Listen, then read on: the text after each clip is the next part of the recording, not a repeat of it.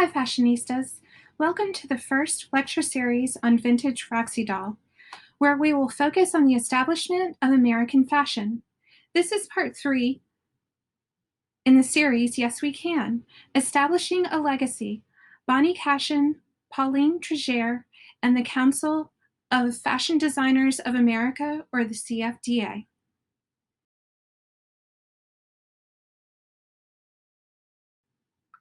Bonnie Cashin developed her collections around the layered dressing, and she specialized in clothing for country and travel. However, her modular approach to developing a collection set the foundation for how future designers, like Donna Karan, would develop power dressing collections in the 1980s. Cashin began her career in the 1930s as a costume designer. Fashion editor for Harper's Bazaar, Carmel Snow, became a fan of Cashin's designs and introduced her to the owner of Alder & Alder, a high-end coat and suit manufacturer where Cashin became their head designer.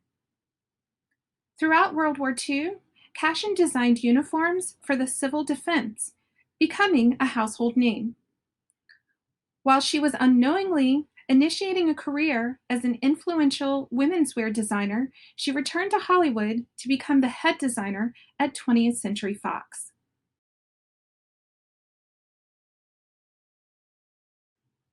In 1949, Cashin returned to Alder & Alder in New York, but she did not like the control the owner of the company demanded over her designs. And in 1953, she partnered with Philip Sill in developing collections featuring leather, elevating it to high fashion. Most importantly, Cashin's work throughout the 1950s defined her notoriety in layering. In interviews, Cashin would balk at being called a sportswear designer, declaring that travel was her favorite sport.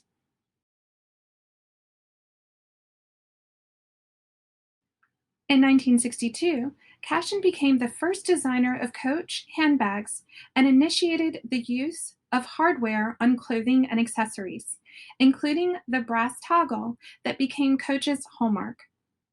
She revolutionized the handbag industry.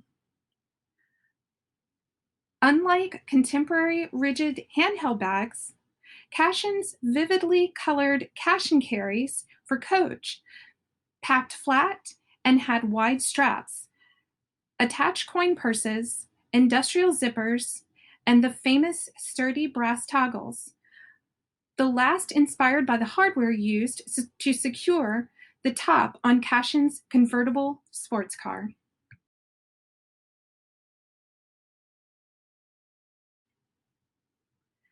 Bonnie Cashin developed an aesthetic that was very much on par with André Courrèges, Pierre Cardin, and Ungaro, but with a uniquely Californian approach throughout the 1960s.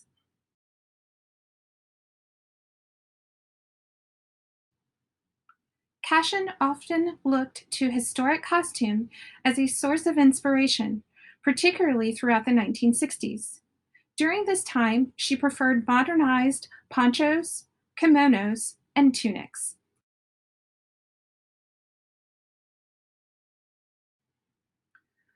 Her aim was to create, quote, simple art forms for living in, to be rearranged as mood and activity dictates, end quote. From the designer.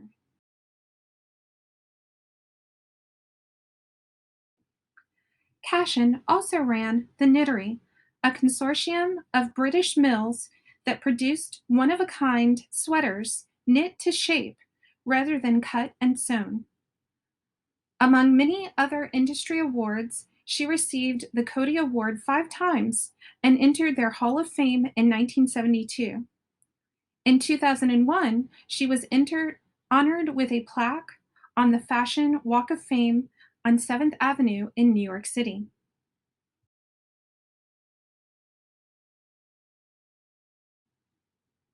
Pauline Trigere's mother was a dressmaker, and during her childhood, her family made military uniforms for the Russian aristocracy throughout the Edwardian era. Upon moving to the United States in the late 1930s, Trigere went to work for Hattie Carnegie as an assistant to Travis Banton, who remarked to Lily Dachet, quote, "There's a French girl working with me at Hattie Carnegie. She," referring to Pauline Trigere, "is very clever and very nice," end quote. However, following the attack on Pearl Harbor, Carnegie downsized her business and Trigere was let go. At that point, she opened her own business in 1942 and became an immediate success with a collection including 11 dresses.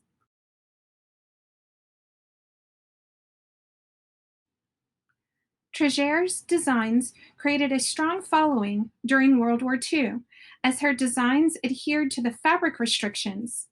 She still created drama with the scale of her suits and coats. After World War II, she heightened the drama with her swing coat design.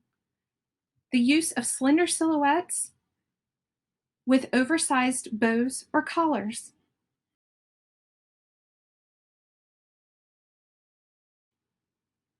By the 1950s, Trigere established and defined her customer. She was mid-20s to 50, size 4 to 20, affluent and fiercely loyal, purchasing up to 25 dresses at a time, completely trusting Trigere's interpretation of the season's latest trends to a garment that she could wear easily and confidently.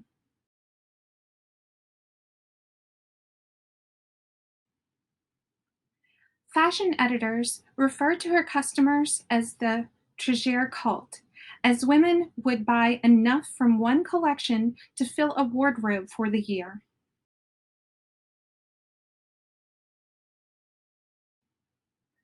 Trigere taught fashion at FIT, or the Fashion Institute of Technology. To the awe of her students, she would drape fabric on a student, cut and pin the garment into place without a single pattern piece. However, she did also create patterns for women to create her designs at home.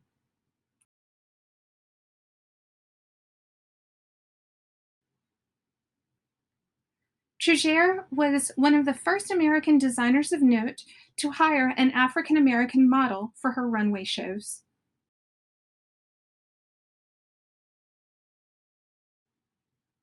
Chartered December 6, 1962, the Council of Fashion Designers of America came to fruition by publicist Eleanor Lambert. She pushed to have fashion validated as a form of American art. Its mission statement: to further the position of fashion design as recognized branch of the American art and culture. The CFDA provides American designers with a platform on which to compete with their European counterparts. Today, the organization supports keeping apparel production in New York with events like Save the Garment Center in October 2009 and the CFDA Fashion Incubator to provide subsidized studio space and to encourage mentoring in the heart of New York's Garment Center.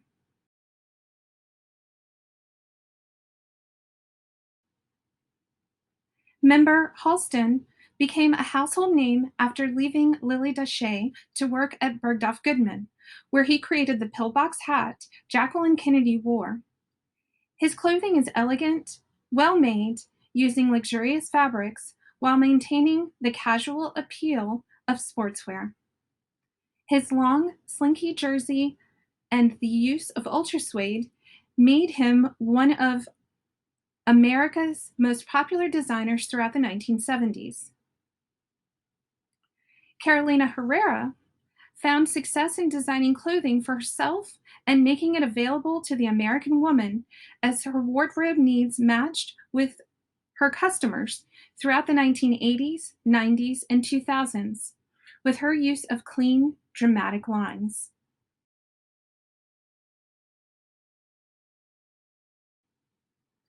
While CFDA member Calvin Klein may evoke memories of Brooke Shields not letting anything get between her and her Calvins, he has established an empire including sportswear, undergarments, skincare, bed linens, and fragrance.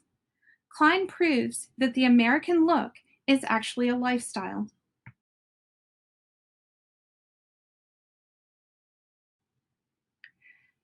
Famously known for stating, quote, "I design what I feel is missing from my closet," end quote. CFDA member Donna Karan rose to notoriety during the rise of female executives in the 1980s. Her module-style dressing created wardrobe capsules for women, making the morning outfit selection a breeze. Throughout her career, the wearability of Karen's collections maintains her popularity.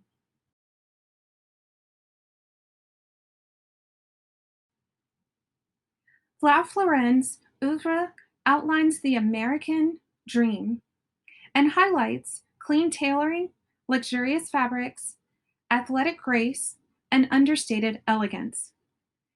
Characteristics he shares with member Tom Ford, whose body-conscious designs throughout the 1990s and 2000s defined a strong, confident woman in American and in European collections, as he worked with Gucci and Yves Saint Laurent before opening his own label in 2005.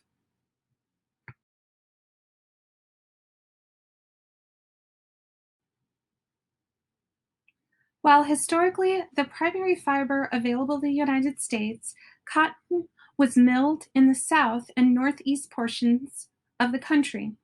Design and manufacturing of garments migrated to New York City, starting with the development of the Industrial Revolution.